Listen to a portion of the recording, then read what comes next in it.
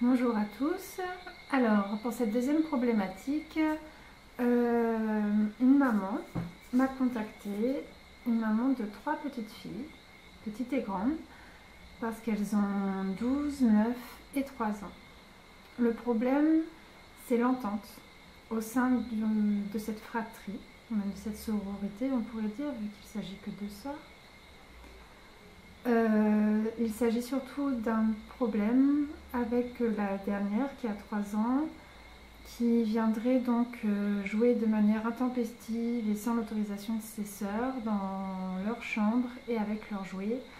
Et elle aurait une tendance à tout détruire, notamment les constructions, les villages Playmobil, comme ça a été expliqué, que ses sœurs établissent.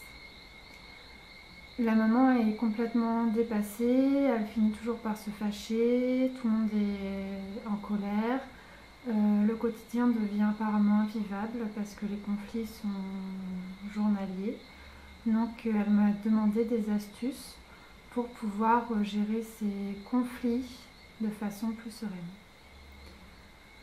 Alors, la première des choses que j'aurais envie de dire, c'est en fait souvent l'éducation bienveillante et la résolution de conflits. Ça se fait dans les temps justement où il n'y a pas de conflit. Parce qu'en fait, quand on est dans l'émotion de la colère, il est très difficile d'avoir les idées claires, de se calmer et d'être empathique pour l'autre qui généralement a provoqué notre colère. Donc la première astuce que je vous donnerai, c'est déjà dans un premier temps, dans le quotidien, essayer de souligner plutôt tout le positif qui se passe, que ça soit dans le partage de chacune, au repas, dans le quotidien, de leur jouer quand elles y arrivent, vraiment, mais de souligner fois 1000 toutes les actions positives qui se passent de façon individuelle chez chacune ou de façon collective, que ça soit entre 2 sœurs ou toutes les 3.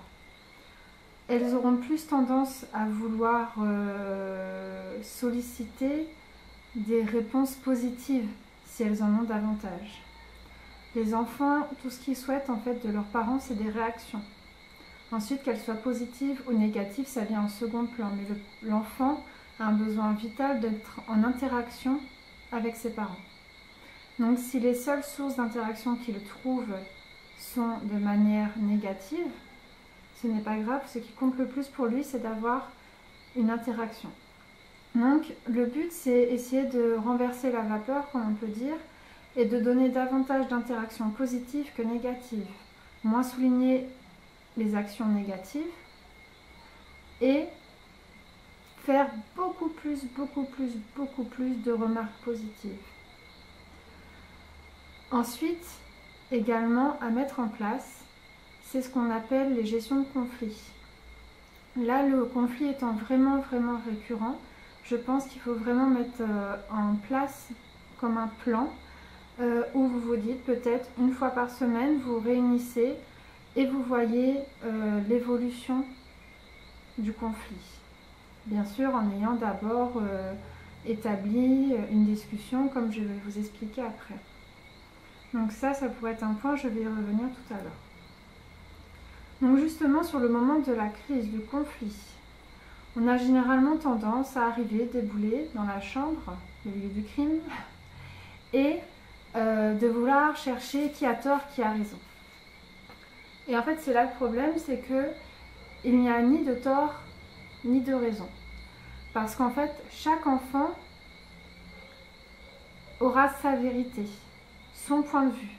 Et si on se met à sa place, et c'est ce qu'il faudra faire en fait, on pourra comprendre, entendre son point de vue. Et lui déjà se sentira plus apaisé de voir qu'il est entendu. Il ne sera pas obligé de s'affronter, de se confronter à ses sœurs pour pouvoir se faire entendre et se faire valoir, pour essayer de mettre le parent de son côté. Le parent doit rester neutre. Donc quand il y a un conflit, il faudrait que vous veniez et que simplement vous fassiez une constatation sans jugement. Donc ça, c'est la première phase de la communication non violente.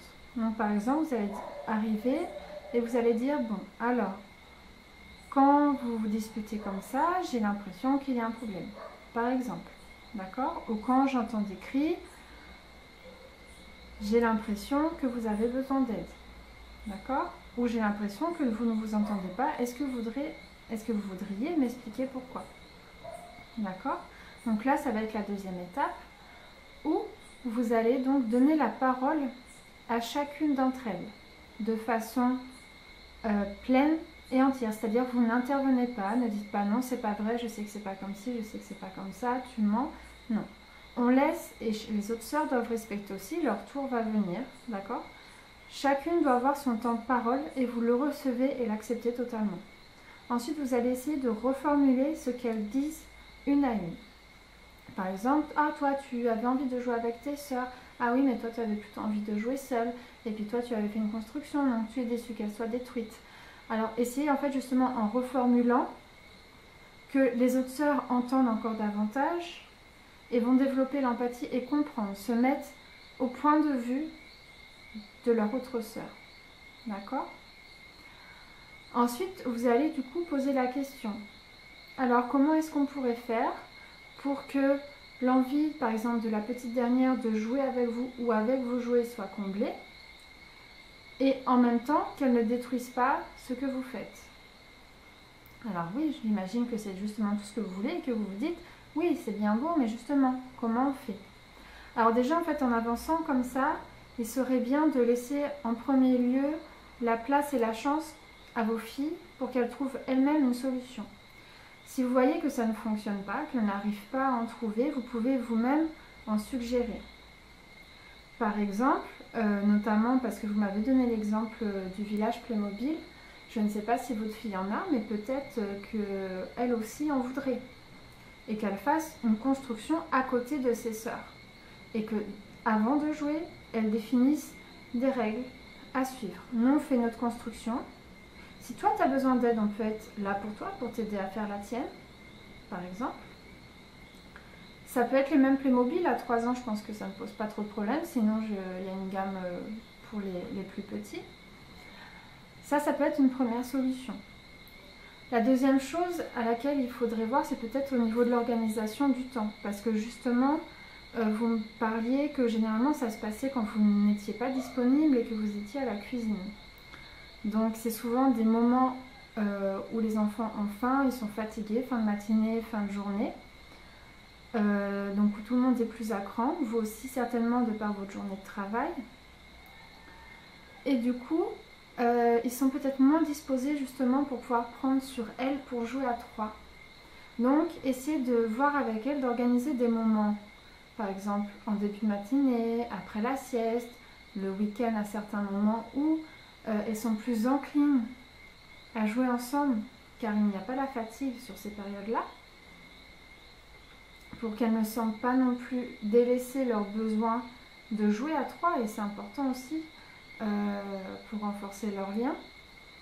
Mais peut-être voilà, faire des créneaux de jeux individuels, de jeux collectifs, ça serait peut-être bien à essayer aussi. Ensuite, justement, pour rebondir sur le fait que ça se passait souvent quand vous cuisinez, alors que quand vous étiez avec elle, généralement ça allait, parce que je pense que vous arrivez à temporiser avant que ça déborde trop. Ça peut aussi tout simplement, je ne sais pas comment vous vous situez par rapport à ça, mais justement que pendant ces temps où vous cuisinez, que les enfants participent. Généralement, les enfants adorent cuisiner. Il y en a un qui peut être à couper les légumes, l'autre à mettre la table. Et ils adorent participer en fait à la vie de famille. On a souvent tendance un petit peu à vouloir aller vite, etc. Mais est-ce qu'au final, on va vraiment vite, qu'on doit s'arrêter toutes les 5 minutes pour gérer une crise et qu'après, nerveusement, fatigue ou l'atmosphère familiale entière en pâtisse? Généralement, les tout petits adorent vraiment cuisiner. Donc je pense tout particulièrement à votre petite fille de 3 ans, qui je pense se ferait un plaisir de participer.